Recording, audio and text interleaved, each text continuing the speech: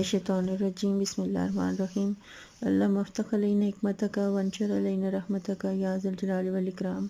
अस्सलाम वालेकुम स्टूडेंट्स, आज हम पेज नंबर 143 पे 5.5 टाइप्स ऑफ सॉलिड्स करेंगे कि सॉलिड्स की कौन कौन सी टाइप्स होती हैं। Solids can be classified into two types. Solids जो हैं उनकी कितनी टू टाइप्स होती हैं based on the arrangement of particle. किस बेसिस पे टू टाइप्स हैं कि उनके पार्टिकल्स जो हैं वो किस तरह, उनकी अरेंजमेंट कैसी है। अब ये टू टाइप्स कौन सी हैं? Number 1 is amorphous solid and number 2 is crystalline solid. यानी सॉलिड जो है वो टू टाइप्स के होते हैं on the basis of arrangement of particles, amorphous solid and crystalline solid. 5.5.1 है amorphous solid. Amorphous solid, amorphous का मतलब होता है शेपलेस। अमॉर्फस सॉलिड वो सॉलिड्स होते हैं जिनके जो पार्टिकल्स होते हैं वो किसी ऑर्डर में अरेंजमेंट उनकी नहीं होती, तो इसलिए उनको शेपलेस कहते हैं क्योंकि वो किसी ऑर्डर में होते, थ्री डायमेंशन में रेगुलर उनके पार्टिकल अरेंज नहीं होते इनके, इसलिए उनको अमॉर्फस सॉलिड कहते हैं।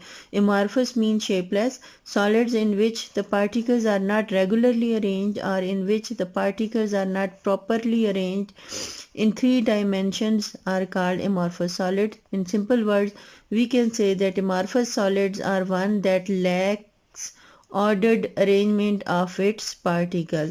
जैसे आपको मार्बल की एग्जांपल ले लें कि मार्बल और चाक दोनों सेम होते हैं, यानी दोनों को कैल्शियम कार्बोनेट कहते हैं। चाक भी कैल्शियम कार्बोनेट होता है, मार्बल भी कैल्शियम कार्बोनेट होता है, लेकिन आप देखें कि चाक को आप फ़ौरन से तोड़ सकते हैं, वो इतना सॉफ्ट होता है कि वो टूट सकता है, लेकिन मार्बल को आप अपने हाथों से तोड़ नहीं सकते।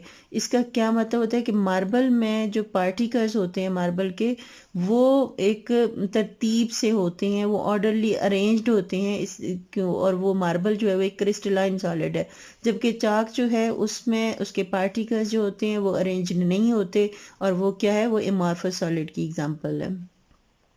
Amorphous solid are hard like two solid की तरह वो हार्ड भी होते हैं, but they do not have sharp melting point, कि उनका मेल्टिंग पॉइंट शार्प नहीं होता। तो यहाँ से सॉलिड जो हैं उनका मेल्टिंग पॉइंट, कौन से ऐसे सॉलिड हैं जिनका मेल्टिंग पॉइंट शार्प नहीं होता, उनको अमॉर्फस सॉलिड कहते हैं।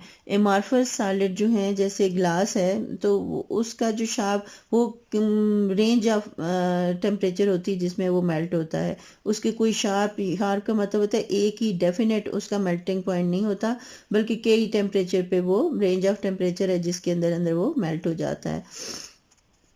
Amorphous solids are hard like true solids, but they do not have sharp melting point. They melt over a range of temperature. Range of temperature melt होते हैं। For example ये amorphous solid की examples आपको दिए कौन कौन सी? Glass, wax, butter, plastic, rubber, cotton और कैंडी एटसेट्रा। ये कॉटन कैंडी एटसेट्रा, ये cotton candy, rubber, plastic, butter वगैरह, ये सारे क्या हैं? ये amorphous solid हैं। ये रबर की बॉल्स आपको दिखाई गई हैं, ये बटर है, वैक्स है, इसके अलावा ये कॉटन कैंडी है। तो ये क्या है? ये सारे के सारे अमॉर्फस सॉलिड है, और अमॉर्फस सॉलिड में पार्टिकल्स की अरेंजमेंट यूं होती है, यानी अरेंज्ड नहीं होते ये।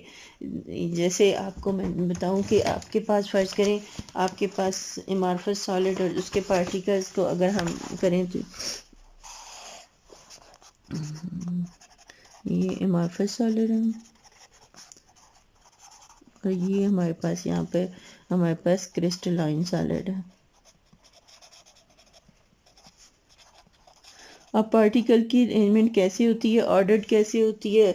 जैसे फ़र्ज़ करें हमारे पास दो किस्म के पार्टिकल्स हैं अमॉर्फस सॉलिड में, केवल क्रिस्टलाइन सॉलिड में हम देखते हैं दो, तो उनके प्रॉपरली एक लॉन्ग उसमें ये बहुत आगे तक ये कैसे अरेंज जाते हैं। फ़र्ज़ करें हमारे पास एक पार्टिकल ये हमें पिंक कलर का है, फिर ये ब्लू है, इसके बाद ये फिर पिंक आएगा, ये फिर ब्लू आएगा, इसके बाद ये फिर पिंक आएगा, ये फिर ब्लू आएगा। इस तरह ये आगे चलते रहेंगे। अगर यहाँ पर फिर हम इधर से शुरू करते हैं तो यहाँ पर ये पिंक है, तो फिर जो है ये ब्लू आएगा, इसके बाद ये पिंक है, फिर इसके बाद ये ब्लू आएगा। ये इस तरह जो है आगे तक ये चलते रहते हैं। लेकिन यहाँ पर क्या होता है, ये लॉन्ग रन में ये जो है अमॉर्फस सॉलिड में पैटर्न में फर्स्ट के हमारे पास दो पैटर्न में चलते हैं, ये पिंक ब्लू, उसके बाद पिंक आता है, तो फिर इसकी ये ऐसे ये मुख्तलिफ पार्टिकल जो अरेंज नहीं होंगे बल्कि ऐसे, तो ये पार्टिकल जो इस तरह उनकी कोई सिंपल अरेंजमेंट या शेप नहीं होती, ये किसी भी तरह में आ सकते हैं, अपनी अरेंजमेंट और शेप जो है ये ऑर्डर्ड नहीं होती, तो इसको जो है वो क्या कहते हैं, अमॉर्फस सॉलिड कहते हैं। अगर वो एक तरतीब से होंगे, ऑर्डर्ड में होंगे, रेगुलर पार्टिकल्स होंगे, तो वो सॉलिड क्रिस्टलाइन सॉलिड कहलाएगा। अगर वो तरतीब में नहीं है तो वो क्या होगा, अमॉर्फस सॉलिड होगा। और इस अमॉर्फस सॉलिड की कौन कौन सी एग्जांपल है, ये ग्लास है, वैक्स है, बटर है, ये सारे क्या है। देखिए आपको यहाँ पर क्रिस्टलाइन सॉलिड और अमॉर्फस सॉलिड दोनों के पार्टिकल्स की अरेंजमेंट दिखाई गई है कि क्रिस्टलाइन सॉलिड में कैसे पार्टिकल्स जो हैं वो अरेंज्ड हैं और ऑर्डर्ड हैं, और यहाँ पे आगे अमॉर्फस सॉलिड में देखें कि पार्टिकल्स जो हैं वो अरेंज नहीं हैं।